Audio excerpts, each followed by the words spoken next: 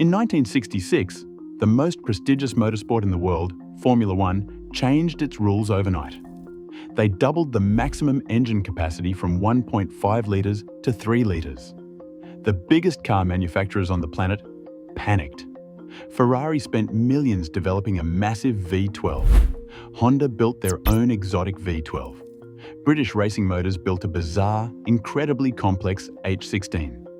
But an Australian mechanic from Sydney had a different idea. He walked into a junkyard, found a discarded American passenger car engine block, and bought it for exactly £11. That is about $20 in today's money. He handed that junkyard block to an engineer from Melbourne and said, "Turn this into a Formula One engine."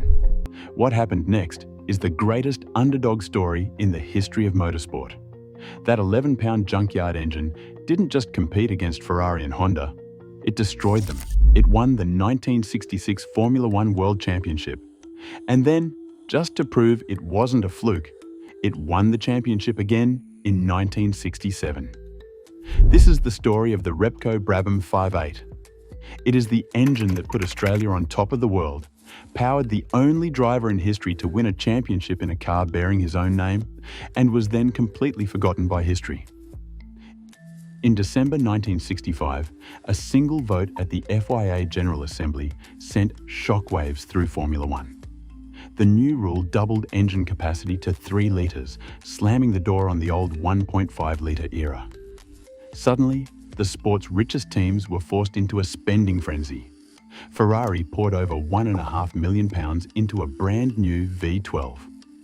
Honda matched that with their own high-revving 12-cylinder monster.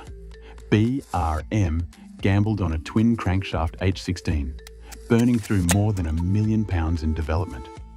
Even Maserati, supplying customer teams, spent close to £1 million just to keep up. Against these multi-million-pound programs, the budget gap became a chasm. While the giants built exotic engines in secret test cells, Brabham and Repco faced a brutal reality.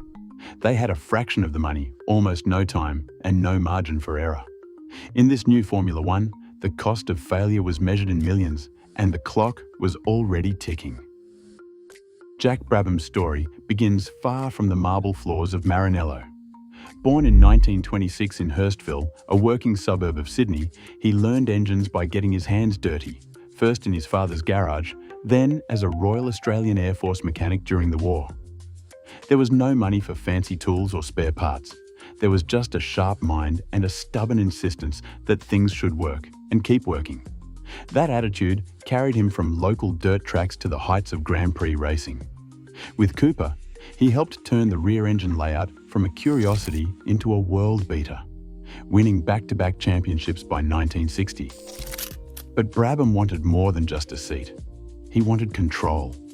In 1962, he joined forces with Ron Toronak to found Motor Racing Developments. Their workshop was small, the budget tight, but every car that rolled out bore the fingerprints of both men.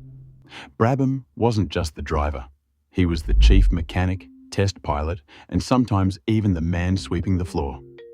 For him, reliability wasn't a slogan, it was a way of life.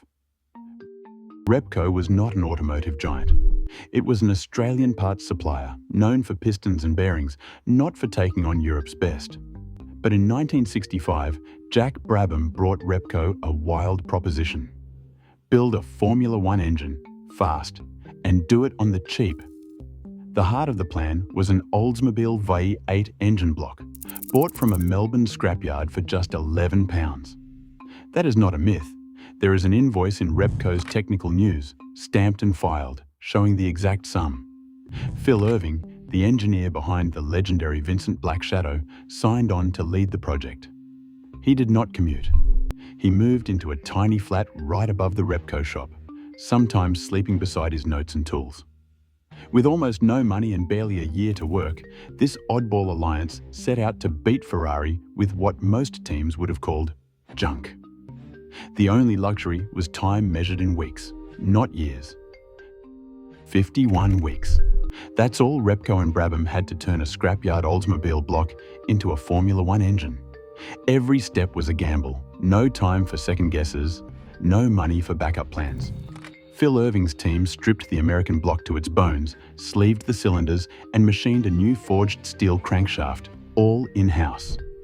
Instead of chasing 12 cylinders and sky-high revs, they built single overhead cam heads, one cam per bank, cutting weight and complexity.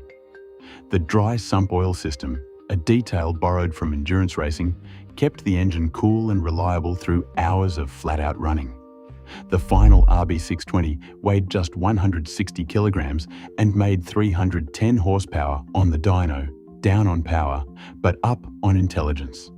From first concept to race ready, the entire project ran on a 51-week stopwatch. No detours, no luxury of endless prototypes. Just a simple, light, reliable V8 ready to fight giants. 4 wins. That's what the record books show for Brabham and Repco in 1966. But the real story lives in the finish sheets and the long list of rivals who did not make it. Ferrari's V12 engines, Honda's high-strung engines, and BRM's H16 monster all fell victim to their own complexity. Engines overheated, gearboxes shattered, fuel pumps quit. While the giants broke down, Brabham and his 11-pound engine just kept running, race after race. Out of 9 championship rounds, Brabham finished every race but one. The others? Ferrari failed to finish in more than half of their starts. Honda and BRM fared little better. Jack Brabham summed it up. To finish first you have to finish. In 1966, nobody finished like Brabham Repco. He was the only driver to win a world title in a car carrying his own name, and the only champion powered by an engine built on a scrapyard budget.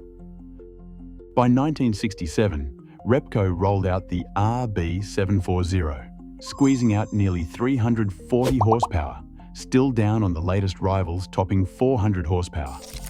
The arrival of the Cosworth DFV, lighter and more powerful, swept the old order aside.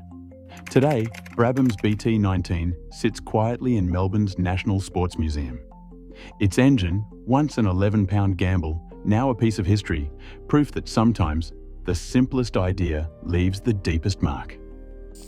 51 weeks, 11 pounds, 4 wins against giants. Brabham proved ingenuity beats money, but history forgets quiet revolutions. Is the Repco V8 Formula One's greatest underdog engine? Let's hear your take below.